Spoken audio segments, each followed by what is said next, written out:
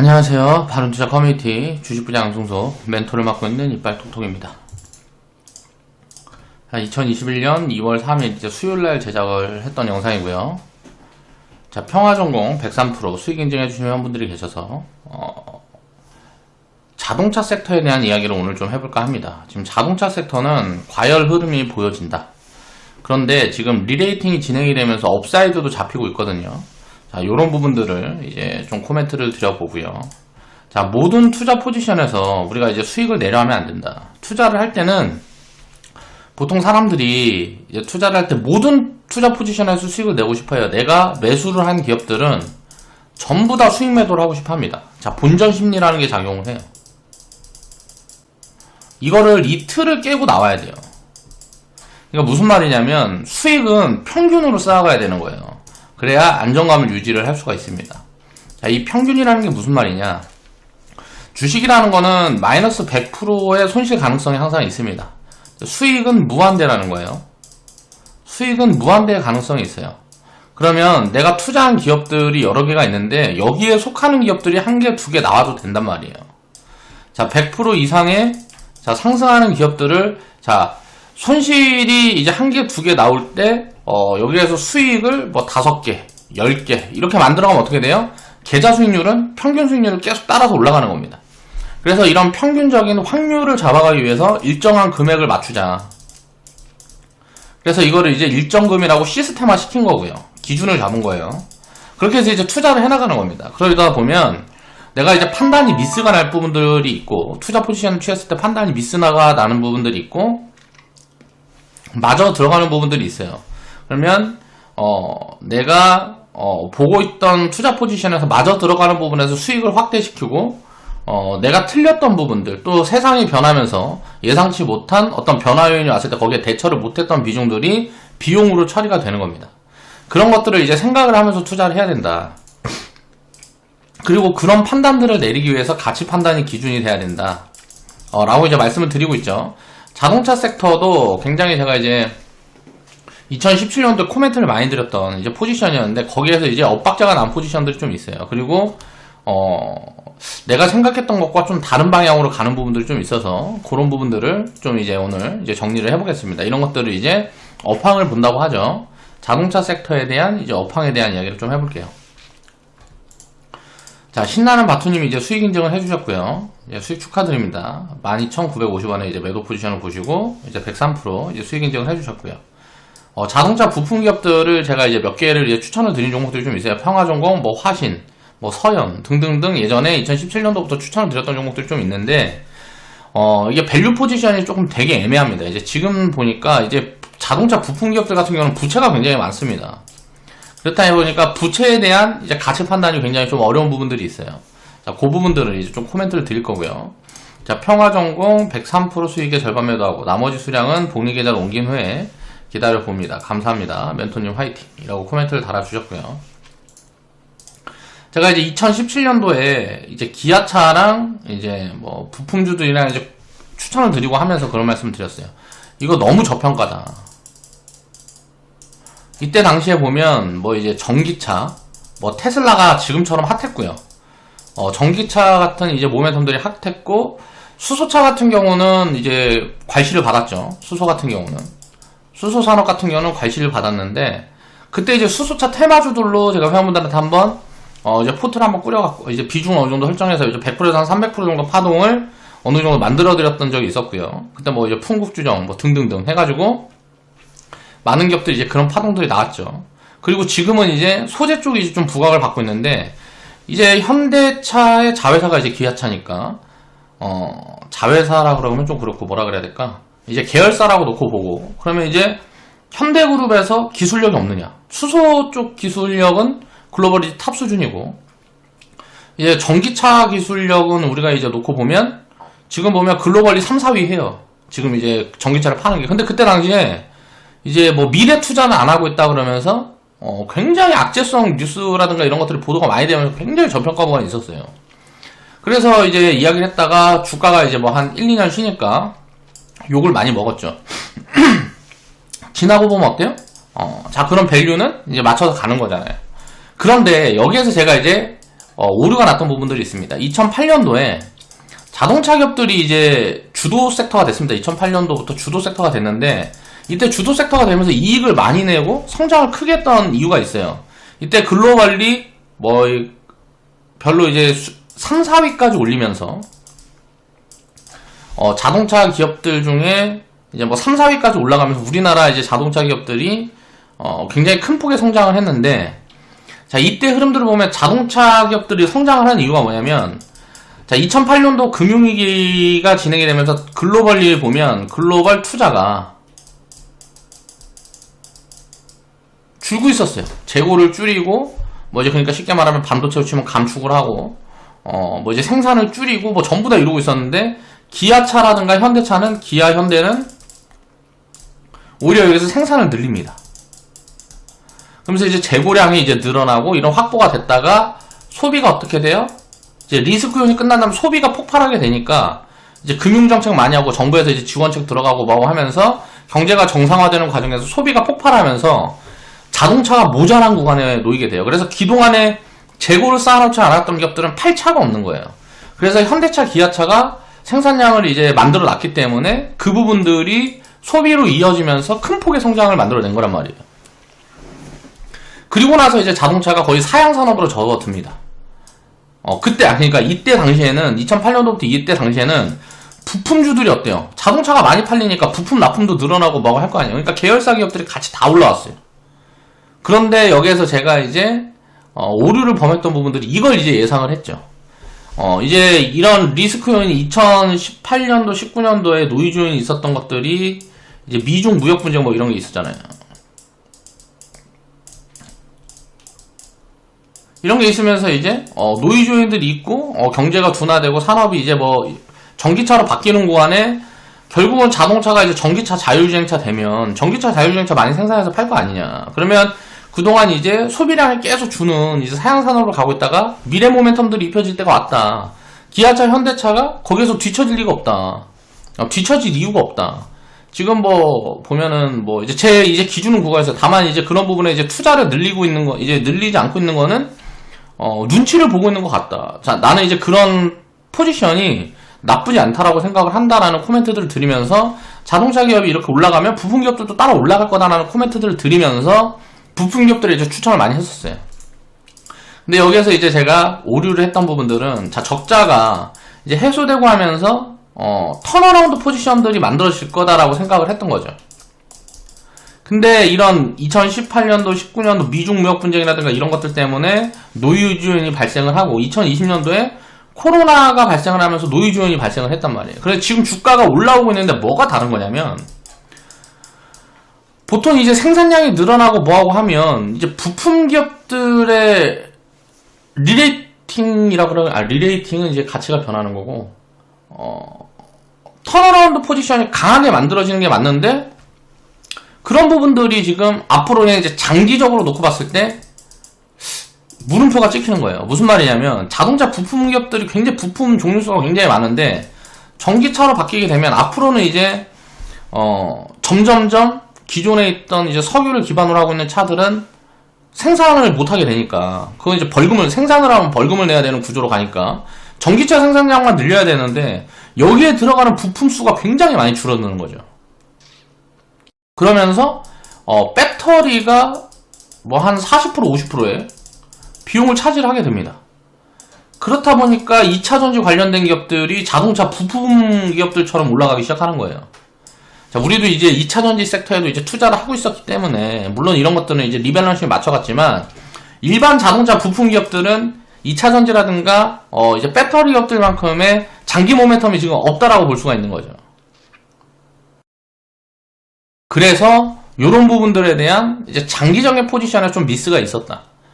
지금 생각을 할 때. 그래서 자동차 섹터 포지션은 그 다음에 이제 많이 줄였고요. 지금은 거의 갖고 있는 게 없는데 그런 부분들에 대한 생각들이 2017년도에는 제가 이제 좀 부족했다라고 생각이 드는 거죠. 그래서 앞으로는 똑같은 흐름이에요. 지금 2008년도 이후에 이제 크게 이제 판매율도 늘고 실적도 좋아지고 뭐하고 했던 흐름처럼 지금 2020년도 이후에 똑같이 이게 진행이 되고 있습니다. 그래서 자동차 섹터가 지금 부각을 굉장히 받고 있는데 여기에서 이제 애플이 애플이랑 뭐 이제 테슬라에서 이제 자율주행에 대한 이제 코멘트들이 나오고 협업 이야기가 나오면서 애플과의 협업 이야기가 나오면서 현대차, 기아차가 이제 리레이팅이 크게 되고 있는 부분들이 있어요. 기아차가 이제 한 8, 9만 원에 있을 때 제가 회원분들한테 이건 이제 상승률이 한 20%, 30% 정도밖에 안 보여진다. 그래서 이거 업사이드 폭을 좀 봐야 될 것 같고 갖고 있는 자의 영역이다라고 했었는데 이거 이제 업사이드가 좀 나와서 지금 적정 가치가 18만 원 정도까지 보여집니다. 그리고 앞으로 자동차 기업들은 이제 서비스 기업들로 다 변화를 하지 못하는 기업들은 다 망할 거예요. 이제 생산에 이제 왜냐면은 공유경제라든가 자율주행이 진행이 되게 되면 자동차를 소유하는 것들은 소유량은 계속 줄어들 가능성들이 굉장히 높거든요. 5년, 10년을 놓고 본다 그러면 그런 부분에 대한 스탠스를 가져가서 이제 새로운 기회들을 봐야 된다는 거죠. 그러면 기존에 있던 부품 기업들이라든가 이런 기업들 중에도 많이 망할 가능성들이 높아요. 그리고 새로운 신산업으로의 전환이 만들어지는 기업들이 아닌 경우에는 대부분 이제 몰락할 가능성들이 이제 높은 거죠. 그럼 앞으로 이제 5년, 10년을 놓고 이제 투자 포지션들을 볼 때 자동차 부품 기업들은 굉장히 제한적인 비중만 이제 운영을 한다라거나 아니면 포트를 운영하기는 조금 어려운 부분이 있는 것 같아요. 그래서 뭐 기아차라든가 이제 그러니까 자동차 섹터 같은 경우는 이제 좀 조정이 와주고 뭐하고 하면 이제 밸류 매력에 따라서 이제 대형 기업들, 대형주들, 자동차 생산업체들은 서비스 기업으로 전환을 할 수 있는 가능성도 굉장히 많은데 이 관련된 협력업체에서는 큰 규모의 구조조정이 앞으로 3년이고 5년 후에는 만들 수 있다. 그러니까 부채도 많거든요. 자동차 관련된 기업들이 부품업체라든가 이런 데들 보면 부채도 많아서 이제 전기차에 필요 없는 이제 부품이라든가 이런 걸 생산하는 기업들은 많이 도태되고 많이 망할 수 있다. 상장되어 있지 않은 기업들도 마찬가지고요.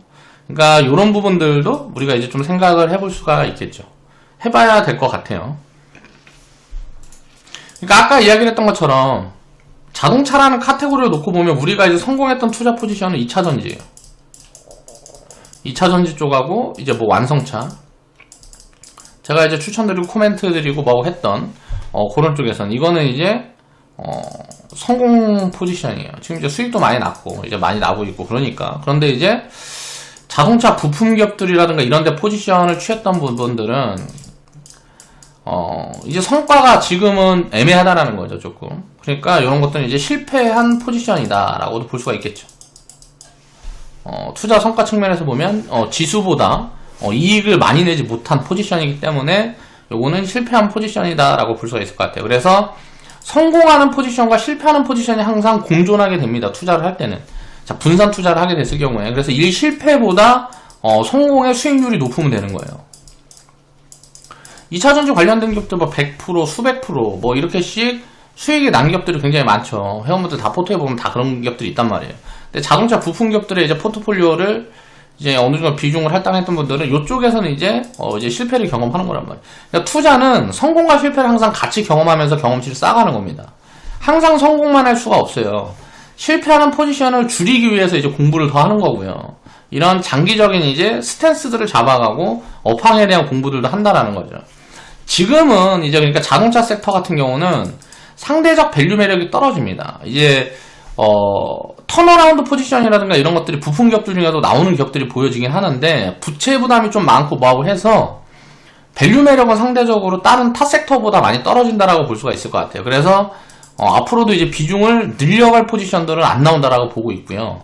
이제 제한적인 비중만 운영을 해볼 수는 있겠죠. 상대적으로 저평가된 섹터라든가 아니면 전기차라든가 자율주행차로 넘어가게 돼도 사용할 수 있는 부품이라든가 뭐 거기 내장재라든가 이런 걸 이제 뭐 생산하는 기업들 같은 경우에는 이제 투자를 좀 해볼 수가 있겠고, 그래서 섹터 전체로 놓고 봤을 때는 자동차 섹터가 이제 투자 매력이 없다라기보다 이 변화 요인을 많이 봐야 된다라는 거죠. 2차 전지라든가 이제 뭐 서비스, 자율주행 뭐 이런 쪽으로의 카테고리 변화를 좀 갖고 가야 된다는 거. 그러니까 기존에 이제 수직 계열화를 보면 자동차 완성차가 있었어요.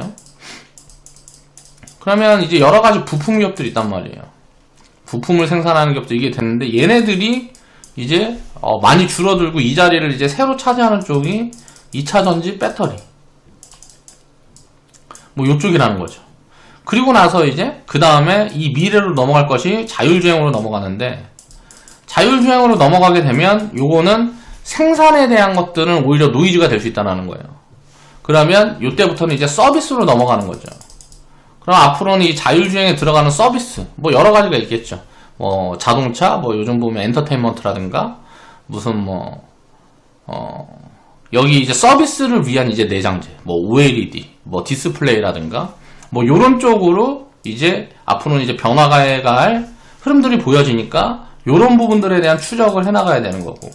자, 부품 같은 경우는 이거는 이제 내장재 위주로 내장재 위주로 자동차에 들어가는 부품 기업들은 지금부터는 경계를 조금 해야 될 포지션이라고 생각을 하고요.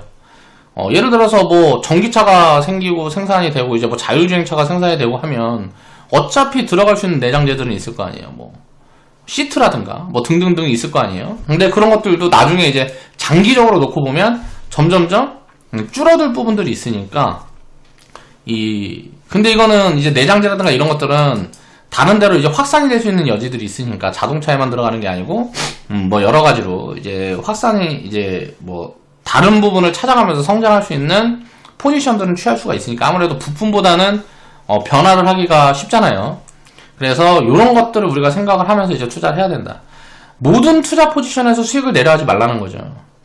우리가 분산을 하는 이유는 그거예요. 예를 들어서 예기치 못한, 우리가 예측하지 못한, 또 알지 못했던 그런 어떤 노이즈들, 우리가 생각하지 못했던 노이즈들이 오게 됐을 때 그런 것들을 방어하고 수익을 장기적으로 크게 키우기 위해서는 투자 포지션 중에 일부만 수익이 나도 계좌 전체는 놓고 보면 수익이 쌓여간다는 거예요. 자, 이 부분들을 항상 생각하면서 투자를 해야 됩니다. 제가 생각하는 거는 이래요. 2017년도랑 지금이랑 조금 달라진 부분들이 그래요. 그러니까 기존에는 이제 자동차 업황이 조금 돌아서면 부품 기업들도 많이 올라갈 거다, 따라올 거다라고 생각을 했는데 지금은 조금 이제 스탠스가 달라지고 있는 거죠. 그래서 이런 부분들을 좀 이제 우리가 생각을 하면서 이제 투자를 해나가면 더 좋은 성과를 만들어낼 수 있지 않을까라고 생각을 해봅니다. 자동차 섹터 전체로 놓고 보면 일단은 과열 흐름이 보여지는 것들은 이제 분명하게 보여지는 것 같고요. 다만 이제 리레이팅도 함께 진행이 되고 있는 것 같아요. 그러니까 무슨 말이냐면 자동차라는 이 카테고리 자체가 이제 사양 산업의 길로 가고 있었어요. 그러니까 뭐 차를 안 갖고 있는 사람들이 없잖아요. 지금 보면 뭐 거의 우리나라만 봐도 가구당 뭐 차가 없는 집이 거의 없죠. 그러니까 그런 부분들 때문에 이제 더 이상 이제 신규 수요가 늘어나기가 조금 어려운 구조로 가고 있었는데 요게 이제 전환이 된 게 전기차. 그럼 기존에 있었던 이제 석유, 뭐라고 그래? 무슨 차라고 그래야 돼? 아무튼 석유차가 있으면 기름으로 가는 차가 있으면 이거 석유차 기름차. 이제 기름으로 가는 차가 이제 전기로 가는 차로 이제 바뀌어야 되는 그런 포지션들이 잡히면서 이제 리레이팅이 나오고 있는 거죠. 그리고 이제 미래 이제 뭐 모빌리티 쪽에서 보면 이제 뭐 자율주행이라든가 자, 이런 이제 서비스가 입혀지면서 어떤 사업을 하든지 여기에서 굉장히 좀 아이디어가 많이 나올 수 있죠. 포텐이 터질 수가 있기 때문에 이거를 플러스 알파로 놓고 우리가 장기적인 포지션을 볼 수 있단 말이에요. 그러면 장기적으로 자동차 섹터는 이제 부품 기업들이라든가 이런 쪽들은 굉장히 좀 노이즈가 있는데 신규 시장이 굉장히 많이 열릴 수 있다는 거죠. 신규 시장이 굉장히 많이 열릴 수가 있다. 자, 요런 부분에 우리가 포인트를 둬야 된다. 그래서 완성차 업체 같은 경우는 이 신규 시장에 대한 기대감과 그러니까 이런 성장 기대감이죠. 그리고 전기차에 대한 이제 리레이팅 포지션들이 같이 나오면서 저평가를 받는 이유가 있었는데 이제 이게 성장이 없기 때문에 저평가를 받다가 이제 성장 담보가 잡히면서 이제 고밸류를 받고 가는 이제 성장 밸류가 입혀지는 초입 포지션이다. 정도로 이제 볼 수가 있는 것 같아요. 그래서 그런 부분들을 우리가 생각을 하면서 이제 투자 기회를 조금 이제 찾아나가다 보면 또 이제 좋은 포지션들을 잡아나갈 수 있지 않을까 라는 생각에서 그런 부분들을 오늘 좀 이야기를 해봤습니다. 자, 오늘 방송 마무리하겠습니다.